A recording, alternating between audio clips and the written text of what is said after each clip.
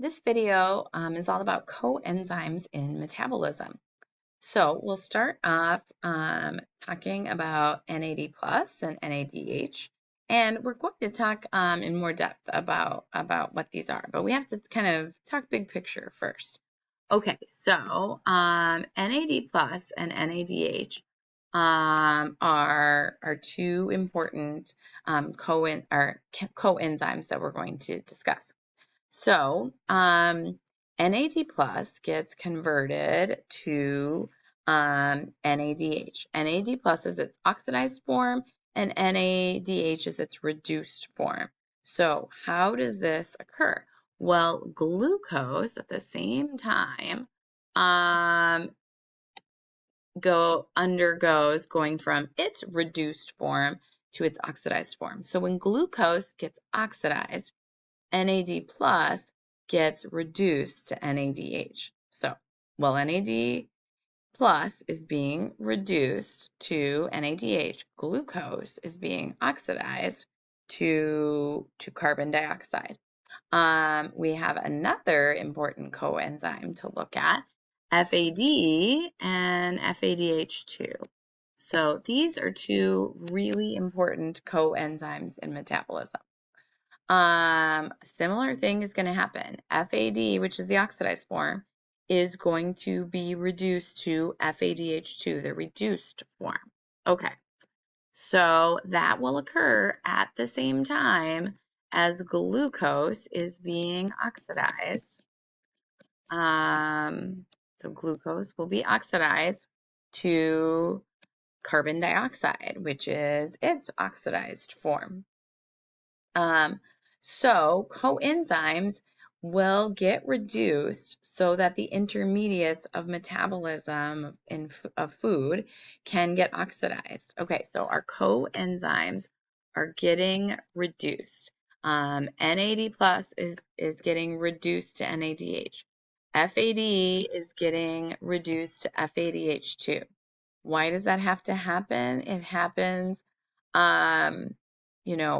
so that food can get oxidized. So the oxidized form is forming that carbon dioxide. So NAD plus and FAD are the oxidized forms. We started over here with NAD plus and FAD as the oxidized forms. They get reduced. They are oxidizing agents. They are the agents of oxidizing glucose. So because glucose is getting oxidized, who's doing that? NAD plus, FAD. And then NADH and FADH2, those are the reduced forms. So NADH is a reduced form. FADH2 is a reduced form. And these reduced forms can get oxidized themselves, and they are reducing agents. So things are always the agent of the opposite of what's happening to them. In other words, because NAD plus and FAD are themselves undergoing reduction, they are the oxidizing agents, right?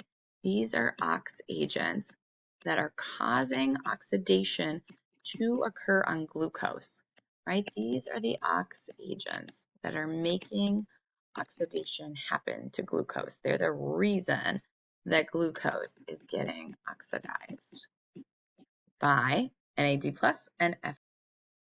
Okay, now take a look at these molecules and the reactions in a little more detail.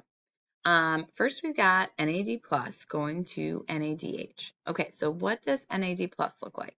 This is nicotinamide, adenine dinucleotide. It's a mouthful. The AD really looks like ADP. It's adenine dinucleotide has the 2 phosphate groups like ADP does. Then it has the ribose sugar. So it has these 2 phosphate groups. I'm going to mark them. The 2 phosphate groups, it has the ribose sugar, this 5-membered ring with an oxygen in the place of one of those carbons in the ring. Then it has these two fused rings, a fused 5 and 6 membered ring that has all 4 different nitrogens in them for heteroatoms. So really similar. It's just on the other side of the phosphate groups, there's, what looks like another ribose sugar connected to just one ring this time with just one nitrogen heteroatom. And it's on that ring, opposite the nitrogen and opposite the connection to the ribose sugar, that there is a carbon that has just one hydrogen at the top. And this is the more oxidized form. So NAD plus is in the more oxidized form. And when it goes to NADH, that's the more reduced form. Notice how here we've chopped off the whole NADH molecule and just focused on the very last 6-membered ring that's got that one nitrogen heteroatom. And if we look at the carbon opposite it at the top of the ring, lo and behold, it's connected to 2 hydrogen atoms now. So rather than being connected to just one, so we have this, one carbon to hydrogen bond.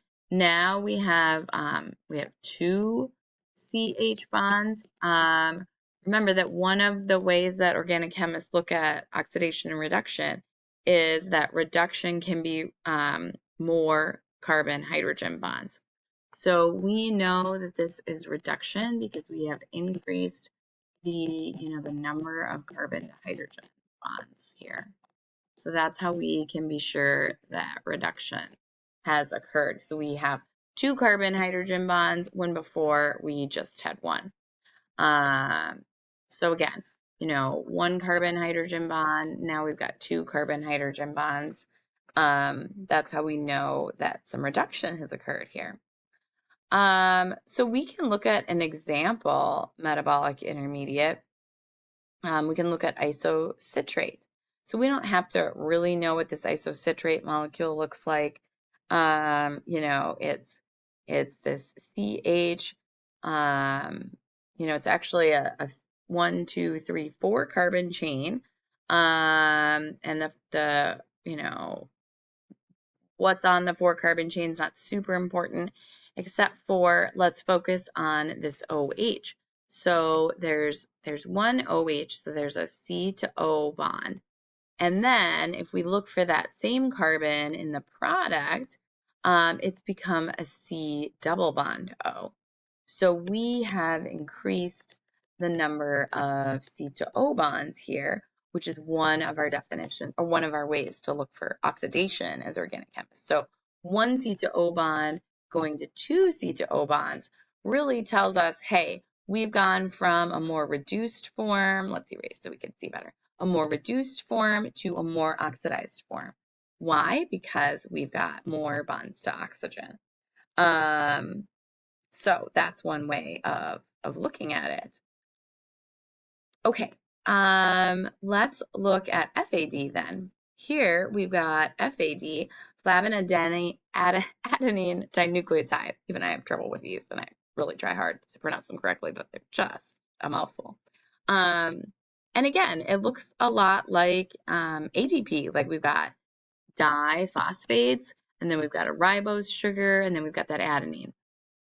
On the other side of the phosphates, though, we've got a CH2, a CH with an OH, a CH with an OH, a CH with an OH, a CH2, connected to a nitrogen, which is the central atom in 3 fused rings that really honestly looks like quite the mess. But if we look at another nitrogen that's on the opposite side of the first one, this nitrogen is a heteroatom. Has 3 bonds around it. It has a single bond to a carbon and 2 double bonds to a carbon. If we look at that, that is definitely going to be our oxidized form, because if we focus in on that same nitrogen on the product side, it has 2 bonds to carbons and a new bond to hydrogen. So basically, this nitrogen heteroatom in the ring has a brand new bond to hydrogen. That's going to be a reduced form.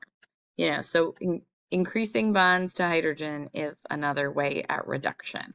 Just like it was with, CH bonds, it's also true for this NH bond that's formed. So we go from FAD to FADH2, it's reduced by this extra bond to hydrogen. I just kind of remember when I see FADH2, I've got more bonds to hydrogen and it's the reduced form. So an example metabolic intermediate, what about succinate? So how does succinate react with FAD? Well, if FAD it is going to undergo reduction, then it's going to oxidize something else. So I want to look for how it could oxidize succinate. So succinate must be the reduced form. Fumarate, the product, must be the oxidized form. So what's succinate? It's CO2 minus bonded to C8. That carbon is bonded to CH2, and that carbon is bonded to CH2, and that carbon is bonded to another CO2 minus. So we really want to focus in on the CH2s that are single bonded to each other in the center of the succinate. In fumarate, that becomes a CC double bond, and then they're only bonded to one hydrogen each. So what we've done is we have less bonds to, we've lowered the number of carbon to hydrogen bonds, which is a way of oxidizing. Because if we had more carbon-hydrogen bonds, it would be reduction. Less carbon-hydrogen bonds tells us it's got to have oxidized fumarate. So that's how FAD acted on succinate. It oxidized it to fumarate, and then in the process, FAD got reduced to FADH2. So it's just an example of how FAD could act on a potential metabolic intermediate.